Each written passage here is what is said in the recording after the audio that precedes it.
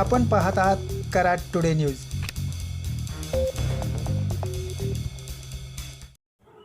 कराड दक्षिणचे नवनिर्वाचित आमदार डॉक्टर अतुलबाबा भोसले हे मुंबईहून परतताच मतदारसंघातील कामाला लागले आहेत।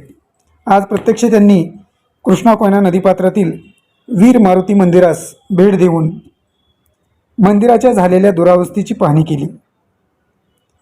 सदर मंदिराचा पाया पाण्याच्या प्रवाहामुळे वाहून गेल्याने या मंदिरास धोका निर्माण झाला आहे।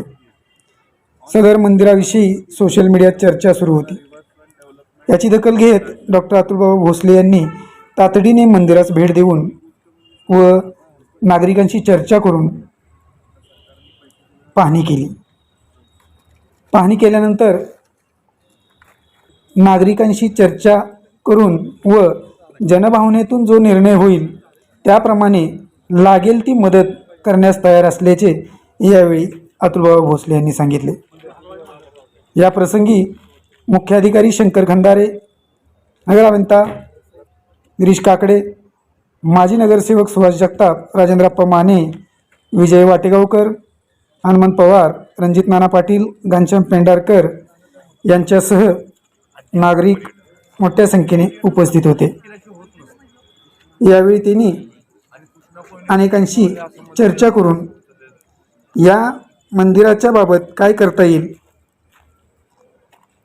याची माहिती जाणून घेतली। डेव्हलपमेंटचे सजेशन हे आपल्यासारखी न्यूट्रल प्लॅटफॉर्म आहे त्याच्यावर आले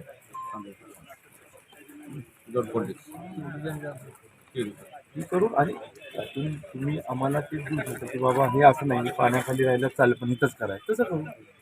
जर का तुम्ही म्हटलं नाही नाही वर नेऊ, शेवटी मंदिर आहे असं का फक्त त्या मंदिरात पाणी जाऊन त्याचे मंदिराचं जे आता हे होतं ना खराब होतं आज रिस्टोरेशन तर आर्किओलॉजी डिपार्टमेंट आता रिस्टोरेशन व्हायला लागलंय। वज्र बरोबर मूळ मूर्तीला तुम्ही हे करतायच ना कवर येतच ना, मग वज्रलेप काही लोक अशा विचारायचे नाही का झालं पाहिजे